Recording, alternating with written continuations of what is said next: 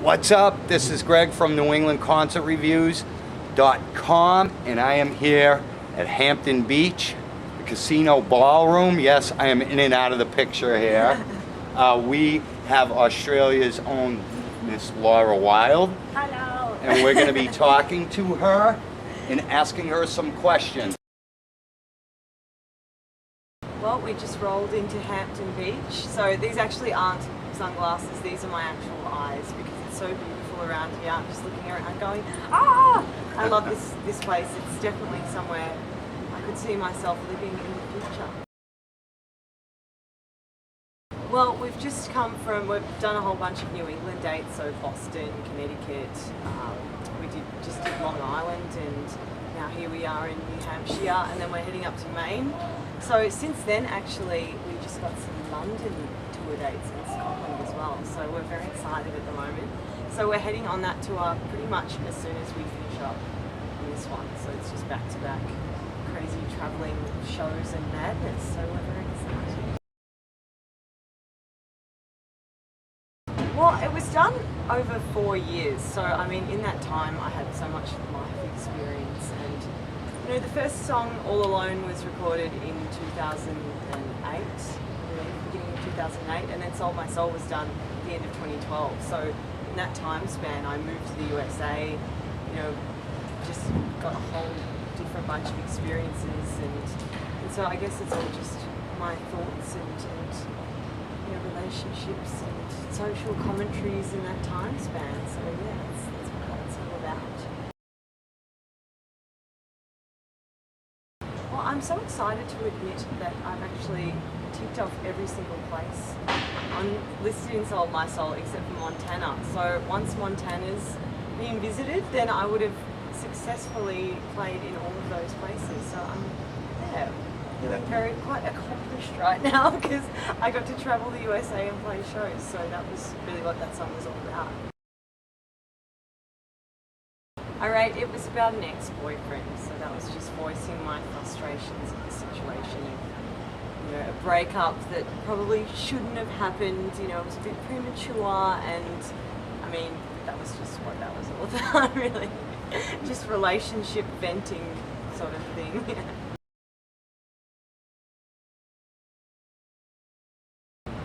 Well, I think it's just we all share a common love for rock and roll, so whether it's Australia or the USA, we all just love our rock music and love live shows and live music, so we all share that in common.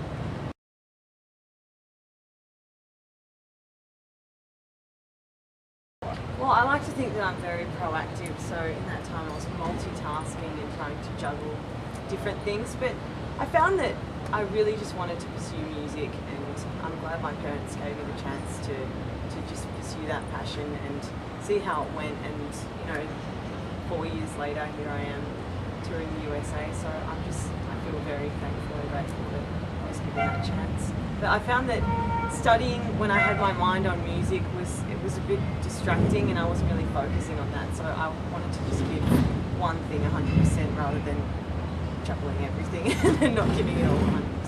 Well, it's one of those things where I just finished high school and I didn't know what I wanted to do, and everything was up in the air, and then once the dust sort of settles and you find out who you are and what you want to be, then you can kind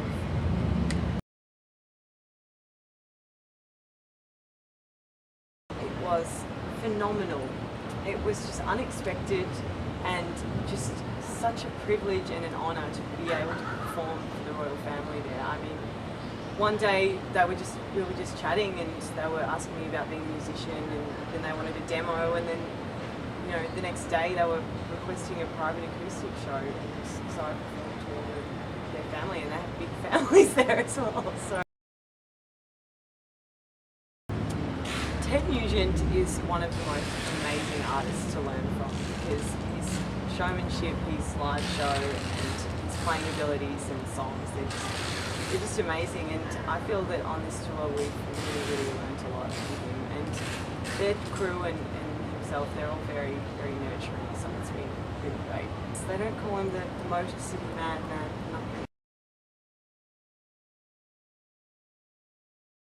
Well, I've just pretty much always had it in my blood. I don't know what it is, but my mum tells me this story about when I was a tiny little baby. She bought my brother a push-button electric guitar when he was 2 for his 2nd birthday. And apparently I was just fixated on it, and I grabbed it from him and just hugged it, and that was my teddy. And since then I've just been obsessed with electric guitars. And when I was growing up, at the sight of any sort of musical instrument, guitars, drums, basses, whatever, my heart would flutter and I'd have to go and check out the music shop and pretty much absolutely that instrument. Well, I grew up, the bands that influenced me most in my early teen years were bands like the Hives, the Vines, Green Day, the Foo Fighters, the Killers, bands like that. But then as I got older, I sort of started to dig a bit deeper and listen to bands that influenced them, dating back from Guns N' Roses in the 80s to Led Zeppelin in the 70s, Elvis in the 50s, Robert Johnson in the 30s, and everything in between. But I find that those bands that influenced me in my teen years, I just love that trashy, punky, but still melodic sort of, and they use certain scales and things like that, so that really sort of shapes my writing and how the next record's going to come out. I find that my music's a combination of rock and roll and some glam and punk influences, because if you sort of look at a chart of all of my different influences, it kind of just all funnels down into what my live show and my music's all about.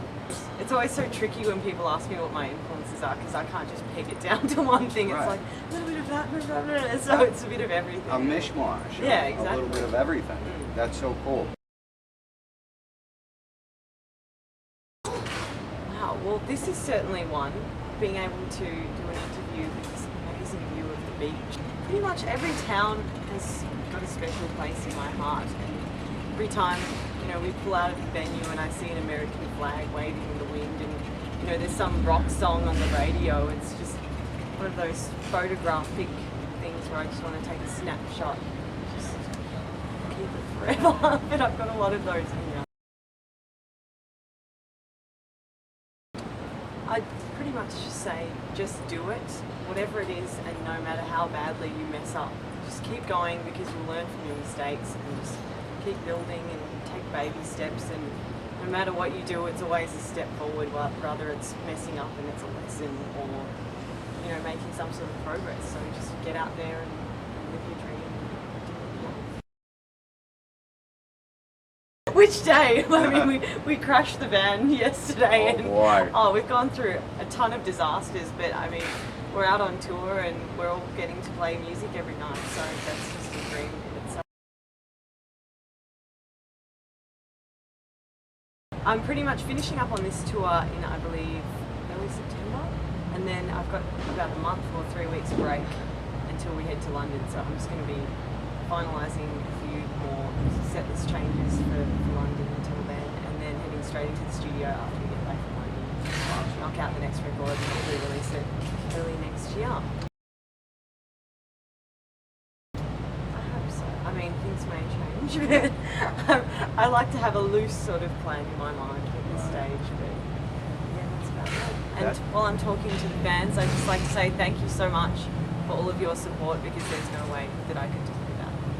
I want to thank you for taking the time to speak with us. NewEnglandConcertReviews.com thanks you, and I wish you the best tonight and in the future, and I can't wait to hear more stuff from you. Well, I've got some new songs in the live set tonight, so sneakity.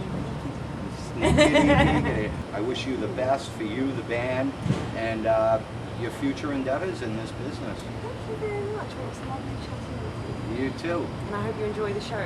Oh, I will. Thanks again. Bye. Bye.